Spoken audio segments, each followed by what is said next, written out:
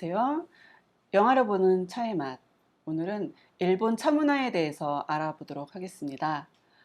동아시아 차문화, 한국, 중국, 일본 차문화가 각자 다르게 성장해 오고 특색이 있습니다만은 일본 다도에 대해서 많이들 궁금해 하시죠? 오늘은 원광 디지털대학교 교수님으로 계시는 노근숙 교수님 모셨습니다. 안녕하세요. 반갑습니다, 대리 네, 교수님. 네. 어, 리큐에게 물어라라고 하는 영화가 있습니다. 리큐가 참 또 중요한 인물이기도 하고요. 또 일본 다도 문화의 핵심, 그 중심에 있습니다. 오늘 어떤 이야기 해주실지 너무나도 궁금합니다. 예, 일본은 우리하고 굉장히 가까운 나라긴 하지만 네네, 아마 일본 차문화는 여러분들이 다 낯설은 문화일 거예요. 네, 그래서 오늘은 그 영화를 통해서 네네, 일본 다도 속에 있어서의 리큐의 차하고 네, 그 무사들과 얽힌 네, 일본 차문화에 대해서 특히 리큐의 뮤직을 중심으로 네, 이야기를 풀어볼까 합니다. 네. 일본 차문화 어려울 것 같은데요. 어떻게 어려운 이야기인가요?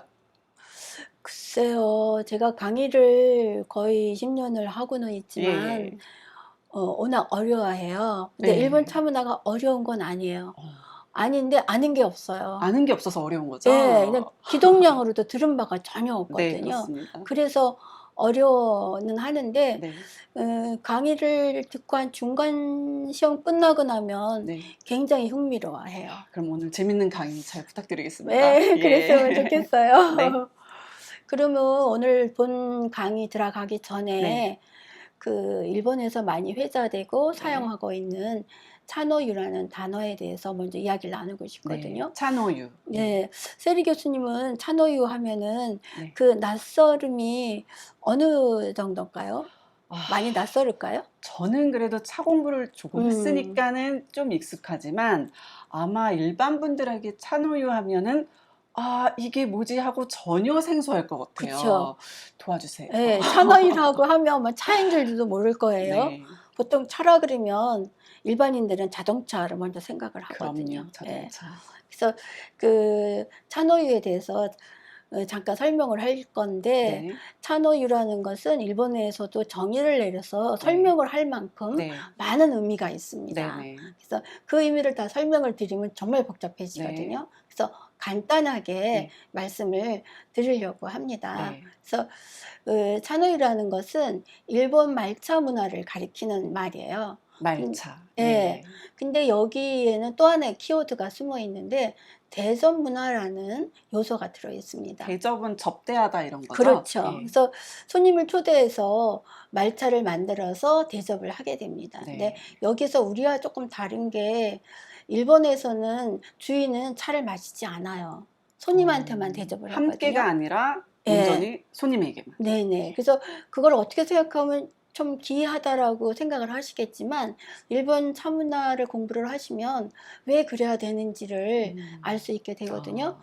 그리고 우리는 주로 다도라는 말을 많이 네, 쓰잖아요. 다도. 근데 우리가 쓰는 이 다도도 일본 차 문화에서는 말차 문화를 가리키는 명칭이 됩니다. 아. 그리고 이러한 차노유는 그 센노 리큐가 살았던 16세기의 남성 문화거든요. 여성에겐 없나요? 전에는 없었죠. 근데 네. 우리나라도 네. 그랬죠. 그렇죠. 주로는 중국에도 남성의 주로 문화로. 남성 예. 문화였고, 그리고 이것이 오늘날 일본 전통 문화로서 네. 아주 뿌리를 깊게 내리고 네네네. 있습니다. 네. 근데 이렇게 뿌리가 내리고 있는 것은 이제 다인들이 노력을 많이 했다는 것도 있지만, 일본 차노유 문화의 특징이라 그래야 될까? 특별함 하나 든다면은 일본 국가 위상을 높이는데 굉장히 큰 역할을 음. 했다는 점입니다. 네. 좀 더 얘기를 하면은 19세기에 일본이 명치 유신이 시작이 네. 되면서 네. 그 근대화에 박차를 가하게 네. 되거든요. 그런데 그때 그 서양이나 그 다음에 미국에 일본이라는 국가를 어떻게 인식을 시키고 예. 어떻게 알려야 되고 일본이라는 국가 위상을 어떻게 알려야 되나, 음. 그 위정자들이 정말 많은 고민을 네. 했어요. 그래서 나온 정책이 우리 고유의 문화를 가져가자. 네. 그래서 그 문화 속에 끼인 것이 차노유 문화가 음. 되겠습니다. 그러니까 차로서 일본 문화를 널리 알리자. 그렇죠. 네. 그거는 사실 강의 한 편이 될 수 있을 정도로 굉장한 내용이고, 그 내용을 들으면은 네. 와, 소름이 끼칠 정도로 아. 일본 사람이 대단하다라는 아주 생각을 하게 돼요. 정책적으로 예, 이용했군요. 정책적으로 했습니다. 그래서 이야기가 길어지기는 합니다만 네. 만국박람회에 일본관을 세울 때 네. 반드시 미국이나 영국관 옆에다가 일본관을 세웠대요. 어, 왜냐하면 일부러요. 예, 누구나 미국관이나 영국관은 들러보게 되잖아요. 네. 그럼 자연스럽게 일본관을 거쳐가는 거죠. 아. 그런 전략을 썼다고 합니다. 미끼 상품 같은 그런. 그렇죠. 그래서 멋있네요. 와, 이 사람들 대단하다, 네. 기획력이, 그런 생각을 한 적이 있고요. 이런 찬호 문화의 중심에 네. 있던 사람이 바로 오늘 우리가 iyagi할 영화의 주인공 네. 센 노리큐가 되겠습니다. 그러면 슬슬 영화 얘기 시작해 볼까요? 네. 時の権力者をも恐れさせた千の利休の正体。私がぬかづくのは美しいものだけでございます。天下を狙う奴がわしの周りでまた増えたわ。さすが利休よ。天下の茶人よ。その鋭さもほどほどにせよ、利を休め利休と。あなた様にはずっと思い人が。美しい茶杓になる。俺にはわかる。あの方、何かに怯えておいでのように見えます。利休に尋ねよ。そなたへの茶だ。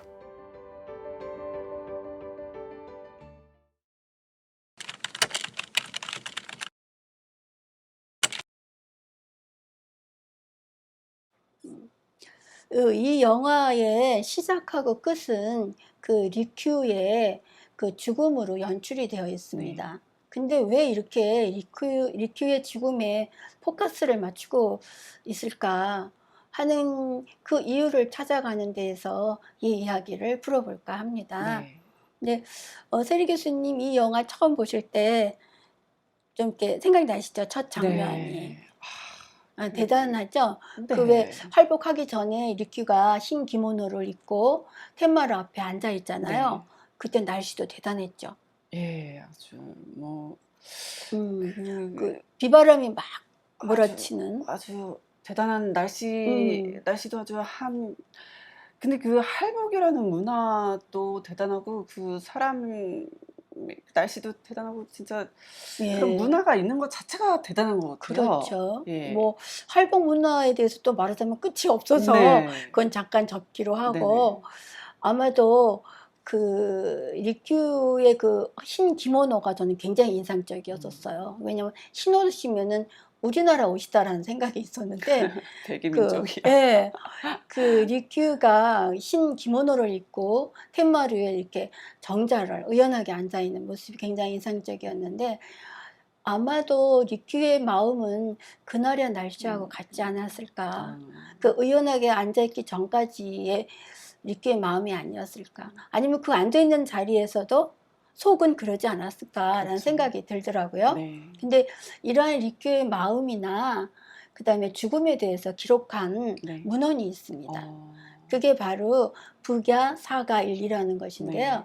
일본에 가면 신사가 많지요. 많죠. 근데 그 신사를 관리하는 사람을 신관이라고 하거든요. 네. 그 신관 집안에서 쓴 일기가 되겠습니다. 여기에 리큐의 죽음에 대한 기록이 있는데 네. 그 내용을 살펴보면 비바람이 몰아치는 날씨가 마치 리큐가 진노하는 것과 같다라는 말이 있고요. 그날 천둥도 엄청 쳤다 그래요. 네. 우리 화면 속에서 봐도 그렇죠. 예, 우르릉. 그리고 우박이 내렸다고 합니다. 근데 우박의 크기가 1.3cm였대요. 굉장히 큰 우박이 막 우두둑 떨어진. 네, 근데 잠깐요.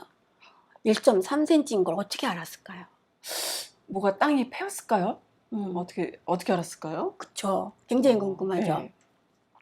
이제 알고 보면 별 얘기도 아닌데 아마 이거를 기록한 사람이 예. 그때 기록은 이 붓글씨를 썼을 거잖아요. 네네. 그래서 먹으로 이 우박 크기를 동그랗게 그려놨대요. 아. 그래서 그걸 오늘날에 재보니까 1.3cm였다는 거죠. 우박을 예. 똑같이 그려놨군요. 네. 굉장히 참신한 아이디어 아닌가요? 아, 생각지도 못했네요. 네. 또 1.3cm면 굉장히 큰 큰 우박이라서 우박이 내렸네요. 요즘 같으면 농작물이 상할 정도 아닐까요? 그러니까 그만큼 그 리큐의 죽음이 하늘도 노한 일이다라고 평가를 후대에 하고 있습니다. 그러면은 이렇게 하늘도 노한 그 리큐의 죽음은 어떤 배경을 갖고 있고 어떤 이유가 있는지 살펴보도록 하겠습니다.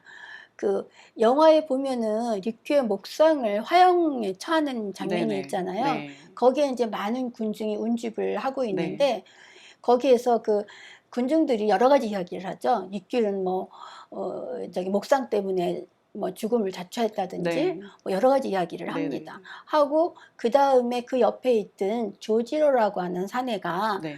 아 그게 아니고 이거는 윗전이 생채집을 담는 거다. 네. 그래서 이거 여기서 윗전이라는 것은 당연히 도요토미 도요토미 히데요시가 히데요시, 예. 되겠죠. 이렇게 아주 그 죽음에 대한 의견이 분분하거든요. 네네. 그러니까 그 옛날에도 분분했고 오늘날에도 역시 분분합니다. 네. 그래서 리큐의 죽음에 대해서 두 가지로 분류를 해요. 네. 표면적인 이유하고 네. 이면적인 이유로 나누고 있는데 표면적인 이유는 그 영화 속에서 군중들이 막 이러고 저러고 떠들던 얘기하고 네. 똑같습니다. 아. 그래서 가장 큰 이유가 그 사찰인 대덕사 네. 그 2층 3문에 네. 그 리큐 목상을 설치를 했었는데 이거는 도요토미 히데요시의 허락을 받고 세웠거든요. 네. 근데 그걸 세우고 1년인가 후에 갑자기 괘씸죄를 걸은 거예요. 그래서 여론몰이가 시작이 됩니다. 근데 그 배경을 설명을 하자면 네. 굉장히 또 이야기가 많아요. 많아요. 거기까지 얘기 못 가겠고 네. 그 다음 이유가 그 리큐의 다구 감정과 매매예요. 그러니까 당대의 미의식가로서 1인자가 리큐니까 그렇죠. 찬어위에서는 여러 가지 기물에 대한 네. 방정도 리큐가 했고 그랬겠죠. 리큐가 감정하면 그것이 곧 재화의 가치가 발생을 하거든요. 그렇죠. 그러니까 거기를 통해서 리큐가 치부를 많이 했다. 네, 그러한 점이 있었고요. 다완 하나도 이게 뭐 엄청 비싼 거로 딱 비싸요. 매겨버리면은 그 그쵸. 가치가 올라가니까. 맞아요. 그 다음에 이제 그 리큐한테 딸이 있었는데 그 네. 딸을 측실로 보내라고 하는데 그 명을 거역을 합니다. 그하고 하고 그 다음에 우리가 이제 흔히 막 신나서 하는 이야기 조선 침략을 반대했다.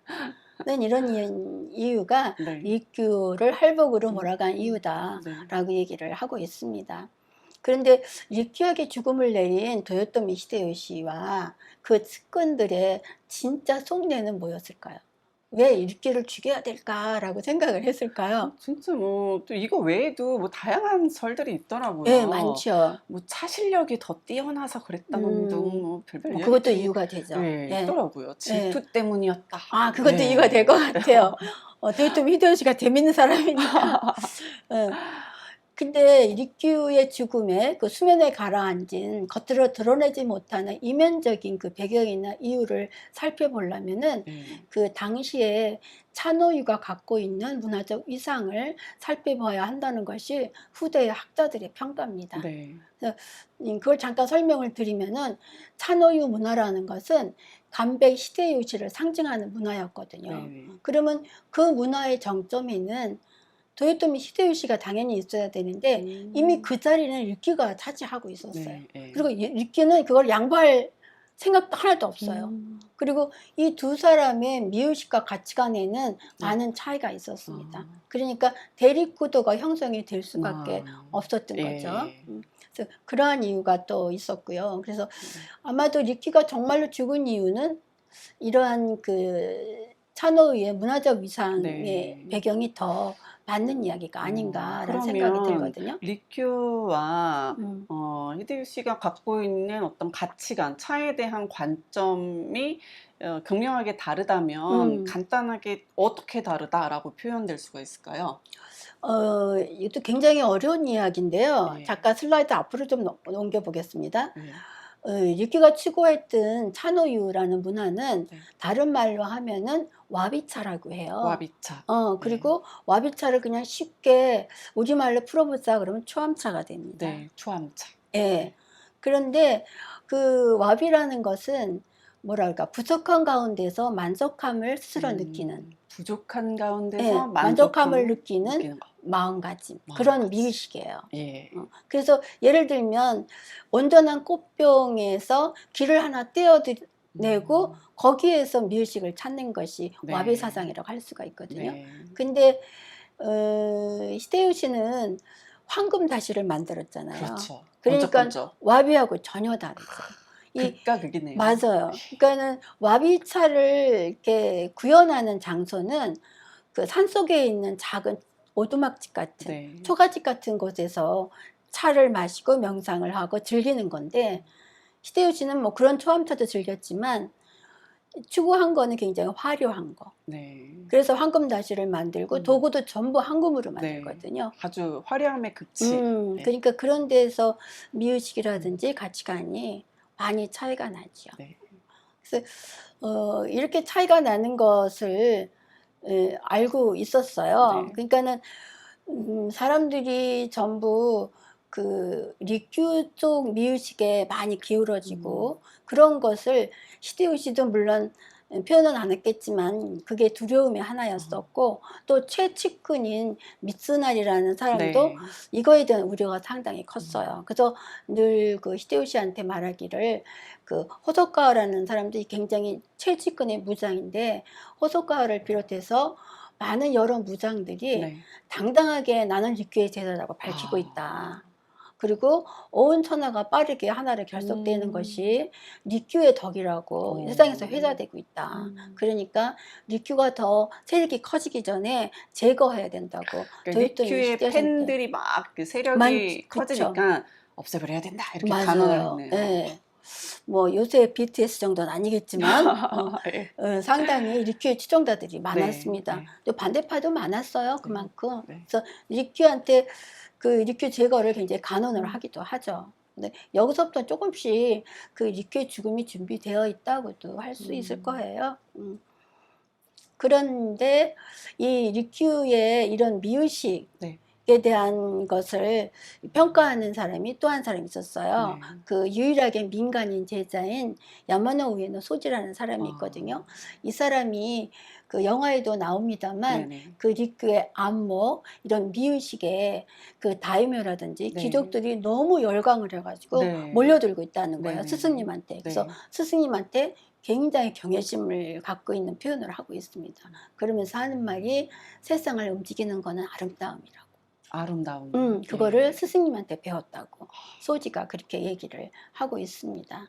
그래서 이 소지는 리큐가 활복하기 한 1년 전에 도요토미 히데요시에 의해서 참사를 당하게 되죠. 그래서 아마도 소지가 죽은 것이 그 스승의 죽음을 미리 예견한 것이 아닌가라는 그런 평가도 후대에 하고 있습니다. 근데 이러한 그 리큐가 모든 사람한테 사랑을 받고 그 인기가 있고 그런 우려가 바로 나타나게 돼요. 그게 네. 언제냐면 1987년에 기다노 오차노이라는 대다회를 개최를 하거든요. 네. 그래서 이 기다노라는 것은 일본에 있는 신사입니다. 신사에서 벌어진. 네, 이제 요새 이름은 기다노 천만궁이라고 네네. 이름이 새롭게 지어져 있는데 이 기다노 신사의 넓은 숲에서 네. 차자리를 네. 펼쳐서 차 대회를 하게 되는 네. 거예요. 근데 여기 가봤는데 진짜로 넓습니다. 거기서. 지금은 많이 규모가 작아진 건데도 네. 굉장히 넓더라고요. 계속 이어져서 하고 있나요? 아니죠. 안 하나요? 여기서 이제 도요토미 히데요시하고 네. 리큐를 비롯해가지고 여기다 차자리를 전부 펼치게 네. 돼요. 근데 영화 속에서는 1600여 개가 설치가 되어 있다고 막 큰 소리로 얘기하고 있는데 실제로는 900개 내지 1000개 정도였다 그래요. 그리고 동시에 찻자리를 그렇게 펼친 그렇죠. 거죠. 그러니까 영화 속에서도 그렇고 이렇게 많은 차자리를 할 수 있는 것은 도요토미 히데요시 장군밖에 없다고. 그러니까 막 지켜 세우는 말도 하늘 하죠. 그것도 세력이라고 봐야 되겠네요. 세력이죠. 예. 세력이에요. 그런데 그 여기에서도 보면 영화에서도 나오지만 그 리큐의 차자리에만 인산인해를 이루게 됩니다. 또 팬들이 몰려갔네요, 음. 리큐에게. 그 리큐에가 차를 우려내는 행다의 모습을 어디서 볼 수 있는 게 아니니까요. BTS 따라가듯이 갔네요. 맞아요. 그래서 원래 이 그러니까 다회를 열흘간 한다고 공지사항을 네, 네. 했는데 네. 하루 만에 끝냅니다. 왜요? 근데 이제 그 이유는 하나도 몰라요. 지금 죽은 도요토미한테 물어보기 전에는. 삐졌군요. 근데 아마도 아까 세리 교수님이 질투라는 말도 네. 했지만 그런 게 분명히 있었을 거예요. 부글부글 끌어오른 거죠. 그래서 와. 거기서 얘기할 때는 이러한 찻자리는 하루 만에 끝나는 게 좋지 않나 리큐 막 이런 얘기를 하거든요. 그래서 얘기하는데 열흘 하기라고 하루만 했다는 거는 내가 어느 책에서 읽어봤더니 네. 사실 1000개가 되든 1600개가 되든 많은 사람이 모인 거잖아요. 네. 근데 보니까 교토에 있는 사람들은 별로 참석을 안 했대요. 그건 왜 그랬을까요? 그래서 그게 이제 리큐가 아니 도요토미 히데요시가 그게 마음에 걸린 거예요. 그래서 그만하자 이렇게 마음을 먹었다고 하는데 이 교토 사람들은 그 교토가 천년의 고도잖아요. 네. 우리나라 경주처럼. 네, 그리고 늘 천황하고 함께 살았다는 네. 그 자긍심이 대단하답니다. 네, 네. 그러니까 우리의 상상을 초월하는 그런 음. 자긍심들을 갖고 있다고 네. 해요. 그래서 교토 사람들이 많이 참석해 주기를 원했는데 교토 사람들이 많이 참석을 안 해서 그래서 접었다라는 얘기도 하고 있습니다. 썰이 뭐 여러 가지가 있긴 한데 사실인지 아닌지는 모르겠어요. 삐져서 그랬을 겁니다. 네. 그리고 나서 그 만인의 마음이 모든 사람의 마음이 리큐님하고 함께 한다는 말이 세상에 많이 또 회자가 되기도 하죠. 그래요. 그리고 재밌는 것은 1587년이고 리큐가 활복한 것이 1591년이거든요. 네. 4년 후예요. 4년 후에. 근데 여기서부터 리큐하고 도요토미 히데요시의 사이가 소원해집니다. 그래서 밀월 관계가 끝났다. 이렇게도 기록을 하는 사람들이 있어요.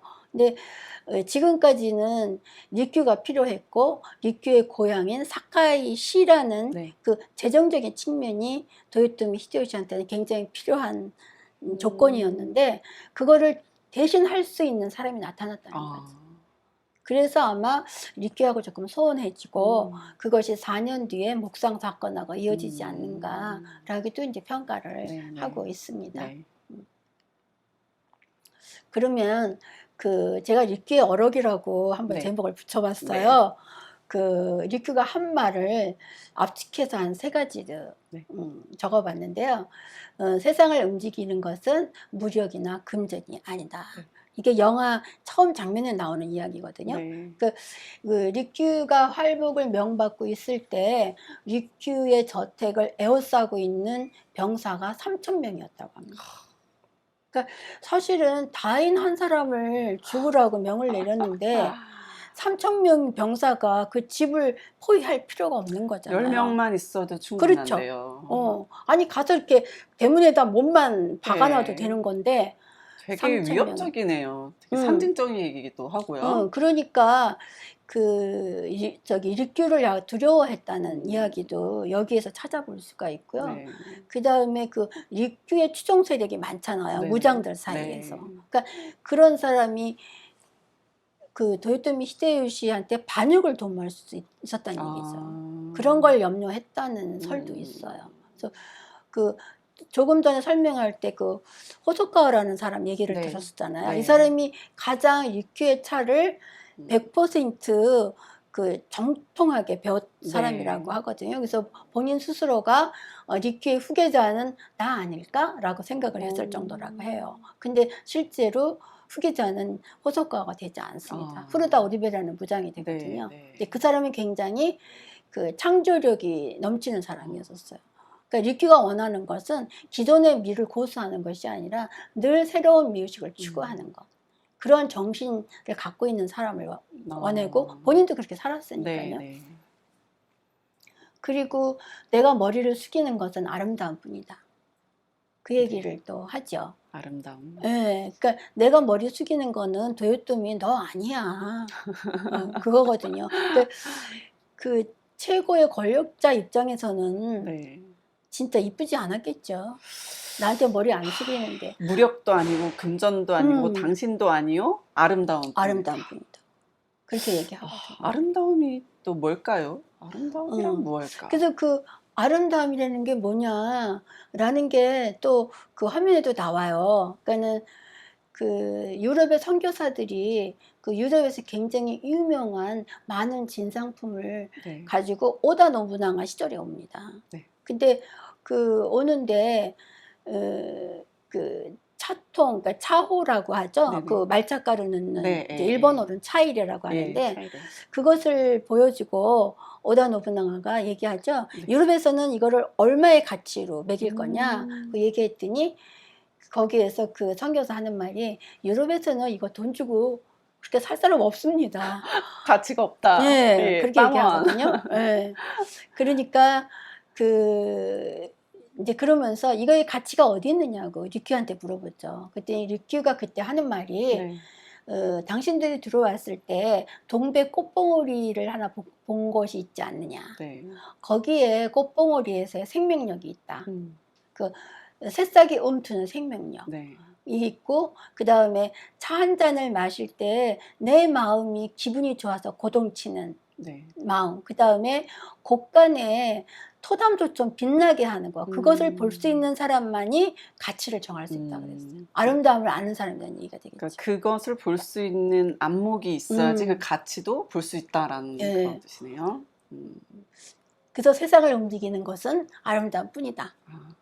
아름다움이 존재하지만 그거를 또 볼 수 있는 안목이 있어야지 네. 누구에게나 볼 수 있는 것은 아니구나. 예, 이런 근데 느낌. 영화에서는 이야기가 안 나오는데 네. 그 책을 제가 읽어보니까 이러한 그 차 한 잔에 마음이 동요하고 그 곳간에 토담도 좀 빛나 보이는 걸 어디서 느끼냐면 그 조선 여인을 통해서 느껴요.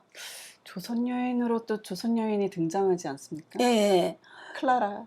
예. 등장을 하죠. 근데 클라라가 납치되어 가지고 곳간에 갇혀 있잖아요. 네. 그때 이제 류큐가 그 클라라라 그러면 안 되겠죠? 조선 여인을 돌보게 하는데 거기에서 그 여인이 아름다움으로 인해서 그 여인이 갇혀 있는 곳간의 토담이 너무 빛나 보이는 거예요. 그래서 그 류큐는 도요토미 히데요시한테도 네. 나한테 차를 가르쳐 준 분한테 내가 받은 그 녹색 향압이라고 얘기하는데 네. 거기에서 이 사람이 찬호유의 미의식의 가치라든지 아름다움의 기준이 무엇인가를 그 조선 여인을 통해서 깨닫고 네. 알아갔다는 얘기가 되겠죠. 네. 뭐 조선 여인이 실제로 있었던 건 아니라고 하는데 네. 뭐 진짜 있었는지도 모르죠. 뭐 니키가 말 안 했으면 모르는 그렇죠. 거니까. 그래서 그런 이야기를 이제 리키가 하고 있습니다. 그러니까 미의식의 기준이라든지 가치라는 게 전부 리키를 통해서 네. 그 당시에 나왔기 때문에 당연히 도요토미 히데요시가 두려워할 수밖에 없었을 네. 거고 그 추정 인물이 반역을 하면 어떨까 하는 것까지 걱정을 했다면은 뭐 그 다음 얘기는 이야기하지 않아도 될 것 같아요. 그리고 그 야마노 우에노 소지 그 민간인 제자가 그 스승을 평가를 할 때 그렇게 대단한 우리 스승의 미의식이라는 거는 대단하다. 네. 모든 다이묘들이 열광해서 올라온다. 그래가지고 그 도구 하나가 쌀 100만 송을 주고라도 사겠다고 네. 그렇게 오는 다이묘들도 있었다고 해요. 그러니까 그런 이야기를 소지가 한다는 것은 미의식에서의 세계에서 1인자는 내 스승인 류큐밖에 없다는 거를 시사하고도 남음이 있다고 네. 볼 수가 있겠죠. 어떻게 보면은 그 가장 중요한 것이라는 게 가치 있는 것이라는 게 한정되어 있는 것이고 딱 지정되어 있는 것이라고 이야기했다고 하면은 그렇게 매력적이지 않았을 것 같아요. 추상적인 거고 그리고 정해져 있지 않는 거고 변화하는 거이기 때문에 맞아요. 예. 사람들이 이렇게 열광하지 않았나라는 생각이 좀 드는 것 같아요. 그렇죠. 네. 류큐는 늘 그 아름다움의 가치를 끊임없이 찾아내는 네. 그런 사람이었거든요. 그러니까 정체돼서 머물러 있는 아름다움은 그것이 아름다움을 생각 안 하죠. 그래서 꽃도 그 맨드라미 같이 늘 어제도 오늘도 내일도 똑같은 꽃은 네. 좋아하지 않아서 다시를 못 꽂게 하잖아요. 그거는. 변화 음. 없이 이렇게 항상 네. 똑같은 것은 예, 변화를 매력적이지 않다. 해야 되는 거죠. 네. 그러면은 이러한 미의식을 추구한 리큐에 대해서 조금 알아보도록 할게요. 네. 리큐는 이제 1591년에 활복을 명받고 생을 마감하게 네네. 됩니다. 그래서 2월 28일이라고 해요. 그러니까 그때는 이제 음력이니까 네. 양력으로 하면 3월 말 또 4월 초까지도 얘기를 해요. 그래서 이제 봄이네요. 그쵸, 봄이 되는 거죠. 봄인데 막 우박이 떨어지고 막 우르고. 근데 일본에는 뭐 기온 이상 기온은 아니었을 텐데 그 당시에도 봄에는 그렇게 비바람이 몰아쳤대요. 그러니까 우리하고 조금 패턴이 다른 거 같아요. 하늘이 첫노를 했나요? 근데 하늘이 노했다고도 하죠. 네. 번개도 치고 우박이 그렇게 내렸으니까. 네. 근데 비바람이 몰아치는 거는 일본 계절에서 봄에는 그렇게 비바람이 몰아친다고 하거든요. 그래서 리큐의 아명은 요시로라고 합니다. 그래서 여러분들 영화를 보면 그 리큐가 19살 시대에 아버지가 요시로라고 부르는 걸 아마 여러분 들으실 수 있을 것 같고요. 그 다음에 본명이 소에키거든요. 영화 속에서는 그 19살 때 조선 여인이 죽거든요. 물론 이제 그 말차에다가 독약을 타서 리큐가 먹이죠. 같이 죽자고. 근데 이제 결국 리큐는 죽지 못하고 살아나기는 했지만, 그래서 그 길로 대덕사로 가서 삭발을 하고 소액기란 법명을 받고 그 여인의 명복을 빌기 위함이었다고도 해요. 근데 그냥 문헌에서는 24살 때 법명 소액기를 받았다라고 되어 있습니다. 그러니까 뭐 영화는 어디까지나 영화니까요. 그렇죠. 네. 그리고 리큐라는 거사 칭호를 나중에 하사를 받게 되거든요. 네. 환갑이 지난 다음에. 그러니까 일본 문헌을 읽어볼 때 이름이 소액기로 나와 있느냐, 네. 리큐로 표현이 되어 있느냐에 따라서 그 어느 시대를 시기인가 알 수가 있죠. 있죠. 네. 그때 리큐 고향은 사카이가 됩니다. 네네. 이 사카이는 그 간사이 국제공항에서 내려서 오사카시를 들어가는 그 길목에 있어요. 그러니까 이 사카이시를 가려면 오사카까지 들어가지 말고 간사이 공항에서 바로 직접 가는 것이 좋습니다. 여기에 리큐하고 관련된 유적지가 상당히 많이 있거든요. 남종사도 있고. 그래서 여기는 차를 공부하시는 분, 또 일본차에 관심이 있으신 분은 남종사를 꼭 들려보시면 좋겠습니다.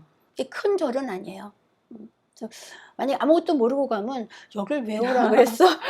그 정도로 되게 소박하고 작은 공간. 근데 이제 그 안쪽으로 들어가면 정원도 있고, 그 일본의 모래정원 있잖아요. 가레산스의 정원이라는 정원도 있고, 그 실상암이라 하는 다실도 있고, 그래서 볼거리가 많이 있습니다. 이제 사카이는 이 시대에 굉장히 중요한 도시였었거든요. 그래서 일본 최대 무역항이었습니다. 그러니까는 재화가 넘쳤겠죠. 잘 사는 동네. 그렇죠. 그리고 상업도시예요. 근데 상업도시인데 뭐 전국의 물류가 전부 사카이로 몰렸다고 그래요. 왜냐하면 이게 이제 전국시대가 시작이 되면 전쟁의 소용돌이에 몰리다 보니까 사카이로 모든 물류가 집합을 했고, 특히 몰린 것이 총이었어요. 총. 그러니까 이 당시 싸움 뭘로 했을 것 같아요? 총칼 이런 거요? 칼이나 화살이 주잖아요. 그러니까 총으로 가지고 싸우는 사람이 이기죠, 당연히. 그러니까 전국에 있는 총포를 취급 상인이 사카이로 다 모였다는 거예요. 여기가 또 안전지대였기 때문에. 그러니까 그때 선교사의 기록을 보면은 사카이만큼 안전한 것이 없다고 그랬거든요. 그러니까 여기 다 모이는 거죠. 그리고 그러니까 다이묘들한테는 군사적으로도 경제적으로도 사카이가 굉장히 중요한 것이어가지고, 사카이를 수식에 넣는 사람이 천하를 수식에 넣을 것이다 라는 말도 회자가 될 정도였습니다. 자, 그러면 리큐라는 호를 받게 됐다 그랬었잖아요. 그것이 1585년 리큐가 64세 때 한갑이 지난 후거든요. 이때에 소액기에서 리큐가 됩니다. 근데 왜 리큐라는 호를 받게 됐는가 하면은 도요토미 히데요시가 궁중에서 다회를 개최를 해요. 근데 이거를 이제 기획하고 주관하는 게 리큐인데, 일개 상인 신분으로는 대거래 출입을 할 수가 없잖아요. 그렇죠. 그래서 그 리큐라는 거사호를 이제 천황한테 받아서 신분 상승이 돼서 들어가는 걸로 그렇게 되고 있는데, 사실은 이거를 리큐라는 호를 지은 사람은 대덕사 주지승이라고 해요. 근데 그 말이 맞을 것 같지 않아요? 아무래도 그게 뭐 더 일리가 있을 것 같은데요. 리큐를 뭐 어떻게 알고 뭐 하는 이런 호를 주겠어요. 근데 그리고 그 성격에 뭐 음. 천황이 준다고 해서 막 받고 그럴 것 같지도 않은데요. 근데 이제 포장하기는 대덕사 주지 스님보다는 천황이 하사를 했다는 것이 굉장히 포장은 있어 멋있잖아요. 보이기는 하는데 그래도 스님이 주신 호가 더 마음에 들지 않을까요? 본인 성향에는. 근데 영화에는 그 대덕사 주지 스님이 네. 예, 장명을 해가지고 오시거든요. 네. 근데 보통 책은 천황한테 하사를 받았다. 근데 뭐 얘기를 만들면 주지 스님이 만들으셨는데 그거를 천황이 준 또 거는 천황이 내려줄 줬다. 수도 그러면 뭐 있고. 수순이 맞는 것 같기는 해요. 이게 그래서 천황한테 이렇게 받아서 리큐가 뭐 천하의 그 찬호유에서의 그 종장으로 대단한 위치다라는 건 네. 이제 확인이 된 거고 네, 인정을 받은 게 되겠죠. 근데 이제 리큐라는 그 호의 의미가 또 이것도 설이 뭐 여러 가지 있지만 원래 명리를 쉰다라는 네. 뜻이래요. 그러니까 명은 명예고 리는 이익, 재화잖아요. 그러니까 적당히 하고 명예와 재화, 이익을 좀 내려놓고 편안해져라. 그런 의미로 리큐라고 지어졌다는 의미도 있고요. 그러니까 어떻게 보면은 리큐가 지금 표면적 이유하고 약간 이렇게 닿는 면도 있어요. 그렇죠? 네.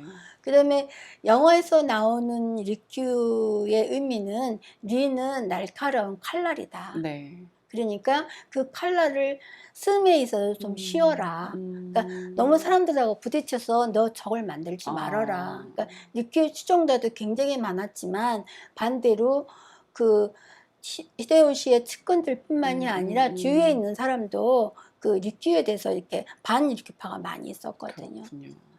그렇지 않을까 해요. 아주 예.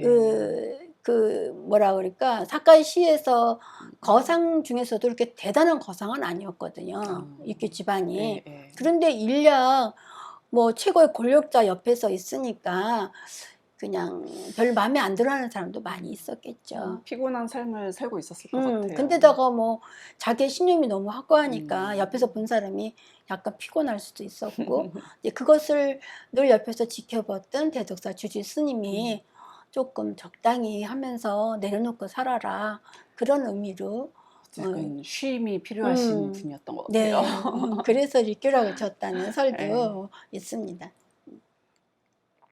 그럼 리큐의 위치를 좀 알아보도록 네. 할까요? 그 오다 노부나가 시대에는 그 찬호유 종장이 3명이 있었는데 그 네. 중에 한 사람이었어요. 근데 이제 도요토미 히데요시 시대로 내려오면은 천하 제1의 종장이 됩니다. 근데 이렇게 찬호유 제1의 종장이 되는 최초의 발판을 만들어준 사람이 누구냐면 오다 노부나가거든요. 그래서 오다 노부나가에 대해서 잠깐 알아보도록 하겠습니다. 일본이 100년 동안 싸움을 한 거는 아시죠? 네. 그 종지부를 찍은 게 오다 노부나가거든요. 그리고 이제 3대 영웅 중에 한 사람이죠. 네. 그래서 이 사람이 노부나가가 1568년에 그 종리의소라고 지금 한자로 쓰여 있는데 이 아시카가 요시아키라 그래요. 이 사람을幕府의 장군으로 옹립을 해서 교토로 입성을 하게 됩니다. 그래서 100년간의 전국 시대가 이제 종말을 구하게 되죠. 그러고 나서 오다 노부나가에 의해서 차가 권력을 만나게 됩니다. 요즘 말로 하면 차가 권력을 품은 것이죠. 어떻게 차가 권력을 품었나 하면은 이 오다 노부나가는 찬호유를 가지고 정치와 권력을 통제를 했다고 그래요. 그래서 이러한 정책을 어다탕, 어정도라고 합니다. 그러면 어떻게 했는가 하면은 그 명품 다구, 그러니까 찬호유를 할 때 필요한 기물이 있잖아요. 그 기물 중에서도 명품이 있죠. 뭐 이도다원도 있을 것이고 중국의 천목다원도 있을 것이고 그런 명품 다구를 가지고 권위와 권력을 과시를 했다고 합니다. 그리고 이거를 하사품으로 사용을 해요. 그러니까 무장들이 전투를 하고 승리를 해오면 포상을 해야 되거든요. 그리고 그때 뭘 줬냐면 토지를 줬어요. 근데 토지는 한계가 있잖아요. 땅은 이제 한정되어 있는데 그렇죠. 그거 대신 이제 명품 당환을 이제 하사를 했군요. 네, 그럼 그건 얼마든지 있을 수 있는 거니까. 계속 만들면 되니까. 네. 그래서 그러니까 이 오다 노부나가의 기획이라는 거 굉장합니다, 이 사람. 이 사람 책을 내가 따로 읽은 게 있는데 요새 부동산 기획자라고 할 정도예요. 그 정도로 대단한 머리가 있고 오늘날 일본 경제의 기반을 닦은 게 오다 노부나가다고 이야기를 할 정도거든요. 근데 하사품을 어떻게 이용을 했는가 하면은 만약에 이제 승전을 하고 오면은 예를 들어서 어떤 사람한테 이도다운을 주고 네. 어떤 사람한테 천목다운을 예. 주고 어떤 사람한테는 그 일본에서 국내에서 생산한 그 명품에 속하는 다운을 네. 주면은 그 사람들이 앉는 위치가 다르다는 거예요. 아, 그 왕을 무엇을 받았느냐에 따라서 따라서. 아는 위치가 달라진다. 달라지는 거죠. 그러니까 만약에 천목다운을 1등으로 친다면은 네. 오다 노부나가 바로 옆에는 그 다운을 받은 무장이 앉는 거죠. 그 다음에 일본에서 생산한 다운을 받은 사람은 저 아랫자리에 가서 앉는 거거든요. 그러니까 이야. 그것이 확연히 드러나기 때문에 서로 다운을 받겠다고 하는 거죠. 그러니까 승전하고 와서 너 성을 가질래? 다운을 가질래? 그러면 전부 그릇이요. 네, 다운 달라고 그랬다고 합니다. 너 저 땅을 가질래? 저 성을 가질래? 그릇을 가질래? 이러면 타완이요. 나 같으면 땅 달라고 할 것 같은데. 그리고 재밌는 분이에요. 네, 오다 노부나가 원래 재밌는 사람이었어요. 그래서 그 일화 중에 이제 성격이 뭐 양면성이 있어서 좀 평가가 달라지긴 하는데 엉뚱한 사람이었다 그래요. 그래서 그 오다 노부나가를 암살하려고 했던 사람이 네. 있었거든요. 네. 그래서 그 저기 큰 연못에다가 새끼로 구렁이 같은 거를 이렇게 짜가지고 연못 안에 던져놓자. 네네. 그럼 오다 노부나가 가다가 호기심이 많은 사람이니까 저게 뭐지? 그리고 이렇게 들여다볼 것이다. 그때 뒤에서 목을 치자. 그래서 암살을 하자. 이렇게 계획을 짰는데 네. 오다 노부나가 그렇게 안 했죠. 신을 벗고 그냥 연못 속으로 걸어 들어갔죠. 아, 그래서 궁금하긴 궁금한데 네. 이렇게 하면 누가 칠 걸 예상했군요. 그거는 모르겠어요. 근데 원래 엉뚱시니까 어디로 튈지를 모르는 거예요. 그래서 걸어 들어가서 아. 실패를 했다고 합니다. 아이고. 그게 뭐 진짜인지 아닌지는 모르겠는데 그 정도로 오다 일반인들과는 생각의 구조가 다른 네, 그런 엉뚱한 사람. 그런 사람이기 때문에 저런 그 차의 다구를 가지고 네. 정치에 활용을 한 거 아닌가 하는 생각이 듭니다. 그 다음에 가신들한테 다회를 열 수 있는 개최권을 허가제를 줬다고 그래요. 그러니까 아무나 열 수 있는 게 아니고 아니에요. 허가를 한다. 네. 너 오늘 다회를 한번 개최를 해봐. 네. 그러면 이제 이 사람들 다회를 열 줄 모르니까 이런 다도 종정들이 따라가서 도와주는 것이죠. 그렇게 해서 이제 정치 권력에 이용을 한 것이 네, 오다 노부나가가 되겠습니다. 오다 노부나가가 권력을 잡은 거 한 14년 정도밖에 안 돼요. 금방 그 저기 가신한테 네. 죽음을 당하게 되거든요. 그러니까 뭐 가신이 죽인 건 아니고 스스로 자기가 자결을 하죠. 그 검으로. 기간은 짧았는데 굉장히 많은 변화를 주게 되는 맞아요. 진짜 많은 영향을 많이 변화를 미치게 준 되고. 예. 그래서 1582년에 오다 노부나가가 혼노지라는 사찰에서 변이 일어나서 자기가 검으로 자결을 하게 됩니다. 그래서 그 뒤에 정권을 장악한 것이 도요토미 히데요시거든요. 근데 이 정권 장악을 하는데 리큐의 존재가 굉장히 필요했습니다. 이제 이 당시에는 이미 찬호유가 정치 권력의 그 핵심 안에 들어와 네. 있었기 때문에 아마 오다 노부나가 시절보다 더 많이 필요했을 것 같아요. 그래서 이 찬호유 문화라는 것이 이 최고 권력자의 권위를 빛내는데 절대적으로 필요한 문화가 이미 되어 있었기 때문에 리큐의 힘이 필요했던 거죠. 그래서 오다 노부나가보다 더 열심히 명품 다구를 수집을 했다고 합니다. 근데 수집을 하고 나면 어떻게 되겠어? 보여줘야 되잖아요. 그렇죠. 그러니까 이제 다회를 개최를 하는 거죠. 장을 만들어야죠. 장을 만들어야 되니까. 근데 이런 명품 다구를 사람들한테 막 보여주는 다회를 개최를 하려면은 그것을 기획을 하고 해야 되는데 네. 그때마다 리큐 힘이 필요했던 거죠. 그러니까 리큐가 절대적인 존재가 될 수밖에 없었던 것이죠. 그래서 이 도요토미 히데요시 시대에 들어오면은 찬호유가 정치화되는 정점을 맞이하게 돼요. 이것이 대표적인 게 뭐냐면 조금 전에 설명드렸던 그 1585년의 궁중다회죠. 네. 그 리큐가 호를 받은 신분 상승하기 위해서 호를 받았다고 했잖아요. 그런 궁중다회가 있었죠. 이 궁중다회는 도요토미 히데요시가 내가 이 세상에서 1인자야 라는 거를 대내외적으로 알린 이 위해서 개최한 다회라고 볼 수가 있어요. 그리고 2년 후에 1587년에 그 리큐하고 도요토미 히데요시가 사이가 소연해졌다고 네. 하는 네. 그런 그 기타노 오차노유라는 네. 이제 다회를 개최를 했죠. 그래서 차노유라는 것은 그 히데요시의 정치 무대를 장식하는 하나의 커다란 도구였다고도 할 수가 있죠. 그래서 도요토미 히데요시의 그 다회를 기획을 하고 연출을 하는 것이 리큐의 몫이었기 때문에 리큐의 도움도 많이 받았지만 도움을 받은 만큼 그 도요토미 히데요시 마음 속에는 그만큼의 그 미움이라고 그러면 이상하지만 여러 가지 복합적인 여러 가지 감정이 그쵸. 있었을 것 것 같아요. 네. 내가 1인자여야 되는데 네. 그- 도움도 받아야 되는데 또 그쵸. 하기도 그렇다고 하는데. 리큐가 고분고분한 사람이 아니거든요. 내 말을 싹 이렇게 잘 들었으면 좋겠는데 또 그렇지도 않고 하니까. 그러니까 그 영화에서도 보면은 이 태도는 항상 공손해요. 정중하고 공손한데 그 눈빛이 나는 너를 허락하지 않아라는 눈빛이 항상 있는 거예요. 몸은 공손한데 어. 눈빛이 네. 공손하지 않아. 그러니까는 더 유정자 입장에서 힘든 게 되겠죠. 그러면은 영화 속에 나타나는 네네. 그 차 속에서의 리큐 뮤직을 한번 살펴보기로 할까요? 여태까지 우리가 이제 리큐의 뮤직은 대단해라고 얘기를 했는데 네. 영화 속에 어떻게 표현하고 있는지 한번 살펴보겠습니다. 이건 이제 오다 노부나가하고 리큐가 만나는 장이었는데 여기에 사카이의 그 거상들이, 그러니까 사카이 거상은 거의가 차를 하는 사람들이거든요. 네. 다인들이 명품을 하나씩 들고 다 참석을 네. 하죠. 네. 그 처음 장면에 나오죠. 네. 근데 여기 리큐만 지각을 합니다. 그러니까 혼날 사람 아니에요. 네. 최고의 권력자를 예. 우리말로 하면 대통령을 뵈러 가는 건데 딴 사람 다 와서 착석하고 있는데 혼자만 늦게 오잖아요. 근데 늦게 온 이유가 있었죠. 왜냐하면 리큐가 준비한 명품이 칠기함인데 네. 여기다 물을 붓고 하늘의 달을 담았어야 되거든요. 네. 그러니까 일찍 오면 이걸 할 수가 없잖아요. 네. 그래서 늦게 온 것이죠. 그래서 오다 노부나가도 왜 늦게 왔냐고 하지 않지 않았나? 네. 그냥 저 혼자 그렇게 추측을 해봤습니다. 그래서 그 명품 다구를 보고 금을 한 줌씩 이렇게 주거든요. 그리고 자기가 마음에 안 들면 그냥 패스를 하게 됩니다.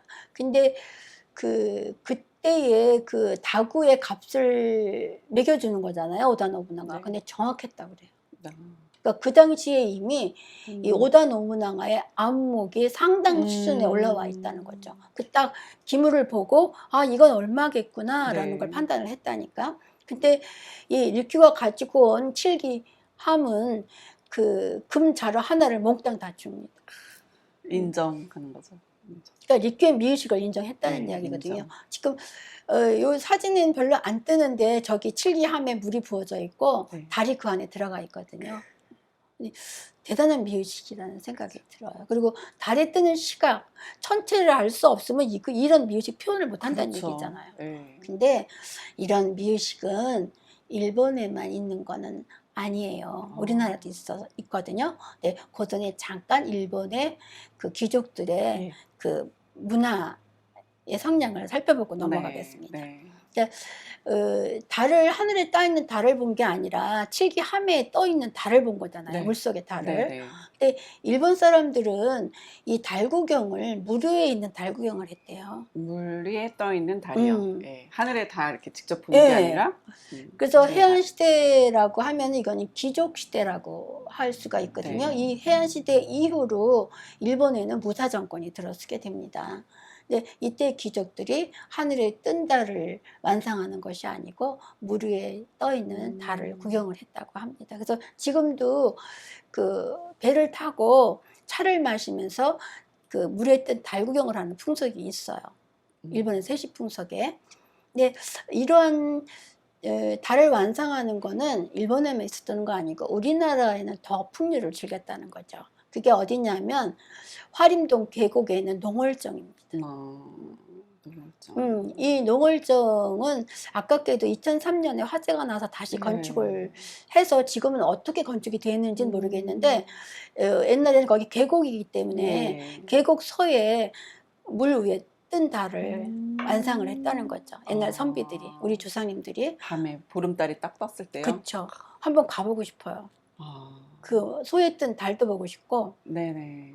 그다음에 또 하나 중요한 거는 달이 떠서 질 때까지 그 달을 볼 수 있었다는 거죠. 정자에서. 아, 그러니까 그 정자 지붕의 첨화선하고 달이 기우는 서쪽으로 지는 길하고 평행선이었다는 거죠. 아, 그러니까 달을 가리는 게 없었다는 얘기예요. 이게 대단하다는 생각이 들어요. 그 당시에 선비들이 달의 길을 알았다는 얘기잖아요. 그러네요. 천체에 대한 지식이 없으면은 지붕 첨화를 어떻게 달이 지는 길하고 평행선으로 안 치겠어요, 건물을. 건물을 아예 달을 보기 위한 건물을 네. 딱 지었네요. 근데 이 얘기 처음 들었을 때 굉장히 소름 끼쳤던 기억이 있거든요. 그래서 이 이야기를 하면서 우리 선조님들도 대단했는데, 네. 그래서 이 이야기 꼭 해야지. 그래서 사실은 정답까지 넣고 싶었는데 이것도 약간 지적 재산권에 저촉이 돼서 넣지는 못했으니까 여러분들이 한번 찾아보겠습니다. 찾아가서 예, 가서 보고 검색도 해보시고 예. 직접 한 번 더 가보시기 달구경을 바랍니다. 직접 가는 걸로요. 네, 그러면 참 좋죠. 그 다음에 나온 리큐의 미우식이 봄 풍경이죠. 봄, 음, 벚꽃. 예, 봄 벚꽃을 예. 찻잔에 다완에 담고 찻자리에 또 품어주는 네. 그런 풍경이 연출이 네. 되고 있죠. 네. 그래서 그 말차를 한다 우려서 손님한테 대접을 하고 네. 그 다음에 그 제자인 소지가 와서 창문을 딱 여니까 바람이 불어서 벚꽃이 휘날리면서 방 안에 하나 벚꽃이 날라 들어오고 네. 저 사진 속에 다완으로 벚꽃이 하나 딱 떨어집니다. 네. 잘 보이진 않지만. 그래서 꽃잎을 다실 안으로 옮기고 말차다 안으로 옮기는 거죠. 그 꽃이 이렇게 들어와서 완 안에 앉을 것까지 계산한 건가요? 그렇죠. 근데 이거는 연출이겠죠. 진짜 안 앉을 수도 있으니까요. 그렇죠, 여러분? 안 앉을 수도 있죠. 그리고 그때 바람이 불 줄 않으면 꽃잎이 못 들어오죠. 근데 만약에 그 바람이 안 불면 가서 나무를 흔들면 되겠지만 아래서 흔들었을 것 같아요. 이거는 인위적이거든요. 인위적인 건 리큐가 제일 싫어했던 거니까 그런가요? 그렇지는 않았을 것 같아요. 근데 아마 이거는 영화에서의 감독님의 연출이겠죠. 네. 그래서 이런 이제 이 리큐의 미의식을 표현을 하기 위한 하나의 방법이 아니었나라는 생각이 들고요. 이제 그 다음에 촛불과 그림자예요. 근데 여기서 그 동백꽃에서의 그 음트는 생명력이 있다고 네. 그런 미의식을 얘기했는데 여기서도 한낱 그 종이에 그린 새지만 저 새에서 생명력이 움트는구나 라는 생각도 했거든요. 네. 그래서 종이에 그린 그 두 마리 새가 있는데 촛불에 비추니까 촛불이 흔들리잖아요, 바람에. 네네. 그러니까 새가 나르는 것처럼 예, 보이고 예. 여기에서 이제 그 리큐의 아내인 종훈이의 센스가 나오는데 그 일본 찻자리에 가면은 그 후로사키라 그래서 나지막한 평풍을 두르게 되거든요. 네네. 그 평풍을 딱 치니까 바로 독고노모에 걸려는 족자가 보이고 거기에다가 촛불을 갖다 대니까 매화나무 가지 위에서 두 마리의 새가 노니는 게 보이는 거예요. 이런 종훈이의 센스와 또 리큐의 미의식이 네. 같이 표현되는 장면이라고 할 수가 있습니다. 그래서 종훈이는 재취한 부인이거든요. 네. 굉장히 그 아름다움에 대한 감각이 있었다 그래요. 네. 그래서 그 리큐가 도움을 많이 받았다고 하더라고요. 그러니까 그 남성으로서 느낄 수 없는 부분, 여성의? 여자가 느끼는 섬세한 부분을 예. 늘 듣고 경청을 했다고 합니다. 그래서 이런 미의식이 있었고 그 다음에 네 번째가 리큐와 조지로에서의 미의식을 찾아볼 수가 있는데요. 조지로는 원래 기와장이에요. 네. 기와를 거서 그 외 지붕에 보면 지붕선 마감을 할 때 네네. 사자상을 만들어 가지고 마감하는 네. 그런 것을 만드는 기와장이었는데 굉장히 손끝이 야물었던 것 같아요. 그래서 리큐가 조지로의 그 평판을 듣고 찾아가서 다완 제작을 부탁을 네. 합니다. 근데 이것도 여러 번에 걸쳐서 그 제작을 해요. 왜냐하면 딱 만들어 놓으면은 리큐가 건드리지도 않는 거예요. 다완을 마음에 안 들어서. 아. 하나도 짚질 않는 거예요. 그러면은 이 사람이 따로 만들고. 근데 이 사람이 나중에 화가 날 조지로가 화가 나니까 나 이 일 못하겠다고 했는데 한 것이 이 조지로가 사자상을 100개고 200개고 만들어 놓잖아요. 그럼 거기서 리큐가 하나 딱 잡아낸대요. 제일 좋은 걸로. 근데 그게 바로 조지로 자기가 정해놨던 사자상이라는 거죠. 근데 자기는 늘 만든 사람이고 그걸 빚었고 구운 사람이니까 네네. 이 작품이 좋다 나쁘다 알지만 네. 리큐는 딱 와서 처음 본 사람이잖아요. 네. 그 100개, 200개 중에서 딱 골라낸다는 거예요. 그 중에서 가장 괜찮. 그런- 안목이 대단하네요. 그런 사람이기 때문에 그 음. 다안을 만들어서 태자를 놔도 끊임없이 만들어냈다는 거죠. 이 다안 이야기는 여러분들이 영화를 보시면은 어떻게 이 라크다안이 탄생했는지를 아실 수 있을 거예요. 그러니까 그때까지 잠시 기다리다가 알아보시기 바랍니다. 그리고 이 라크다완은 이 이제 조지로가 만든 다완 이름을 라크라고 하거든요. 그래서 라크다완이라고 하는데 이거는 무늬가 없습니다. 무늬가 없고 색깔이 검은색하고 붉은색 두 종류밖에 없어요. 이렇게 리큐의 미우식은 진짜 대단했다고 볼 수가 있거든요. 네. 그러면 그 다음에는 리큐가 영화 속에 나오는 위치를 좀 알아보도록 네네. 할게요. 리큐가 미우식만 대단했던 건 아니고요. 네네. 그 도요토미 히데요시의 그 정치 자문 역할도 많이 했다 그래요. 그래서 천하를 통일하는 과정에서 부대인 역할을 했던 것이 리큐가 되겠습니다. 예. 그래서 오다 노부나가가 죽고 나서 그 다음에 정권을 장악을 하게 되잖아요. 네네. 도요토미 히데요시가. 예. 근데 그 정권을 장악하기까지의 조언을 해준 게 리큐였어요. 그래서 원래 도요토미 히데요시는 오다 노부나가가 죽고 나서 100일의 법회를 내가 주관하라서 하겠다라고 얘기를 했는데 그때 리큐가 그건 아니다. 네. 장례식을 주관을 하십시오. 그러면 후계자로서의 그 위치가 단단해질 것입니다. 그렇게 조언을 해서 그 도요토미 히데요시가 오다 노부나의 후계자가 된 것이죠. 측근들을 다 제쳐놓고. 그래서 대단한 역할을 리큐가 했던 차만 것이죠. 한 게 아니라 어떤 정치적인 브레인의 역할도 네, 또 했네요. 했어요. 그러니까 사실 그 도요토미 히데요시 측근들이 리큐를 제거하기 위해서 몸부림을 칠 수밖에 없었던 거죠. 조심해야 되겠다 이런 게 예. 있었네요.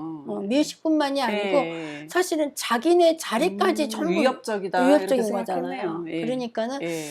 그렇게 될 수밖에 없었던 것 그러네요. 같아요. 예. 근데 거기에서 약간 발톱을 좀 가리고 행동을 했어야 되는데 너무 똑똑한 게 드러난 드러나니. 거예요. 그러니까 그 대덕사의 조지 스님도 날카로운 나를 좀 쉬어라, 적당히. 쉬어라 그랬는데 안 그렇게 쉬었군요. 아셨어요.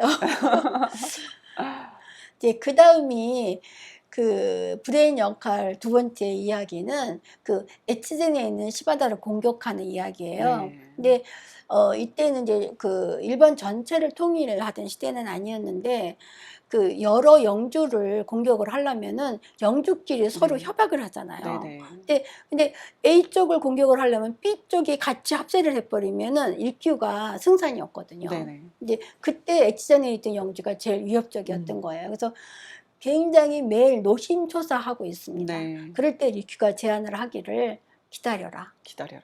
동절기에 대설이 내릴 때까지 기다려라. 대설이 내리면 그 에치젠이라는 지역은 나올 수가 없어요. 막 허리까지 눈이 차니까. 그럴 때 그 옆에 있는 영주를 공격을 하면 그 사람의 항복을 받게 되고 네. 그렇게 되면 에치젠은 실력이 전투력이 떨어지니까 그때 이 사람들이 항복을 받으면 된다라고 제안을 하게 됩니다. 그래서 그때 이제 그 영화를 보면은 대함이라고 하는 다실의 그 네네. 이름이 나와요. 그 여기에 다실을 대함이라고 짓겠습니다. 그리고 가지고 오거든요. 근데 그거를 보고 옆에 있는 그 미츠나리나 이런 사람은 이 시기에 뭔 다실 갖고 들어오느냐고. 근데 도요토미 히데요시는 또 알아듣죠. 내가 그 전투에 승리하는데 초조했다는 거를 리큐 너는 내 마음 속까지 깨뜨리고 있구나. 이렇게 얘기하고 이 제안을 받아들이게 됩니다. 그래서 도요토미 히데요시가 전투에 승리를 하게 되죠. 그래서 명실공히 그 천하 통일의 대업을 차곡차곡 쌓아가게 됩니다. 그래서 리큐는 이렇게 그 굉장히 아름다움을 창조하는 사람이죠. 네. 근데 그런 전투에서도 승리를 하고 후계자에서 단단한 위치를 잡고 있고, 그렇게 되면 이제 사회가 안정이 되고 세상이 안정이 되잖아요. 그러면 최고 권력자는 그 다음에 무엇을 바랄까요? 약간은 태평성대다. 좀 편안하고 놀고 쉬고 뭐 음. 이렇게. 근데 그렇게 되면은 위정자가 바라는 것은 세상의 모든 것이 내 안으로 들어오기를 원하잖아요. 네. 그러면은 하나의 질서라든지 하나의 조직 안에 다 들어오기를 원하는 거죠.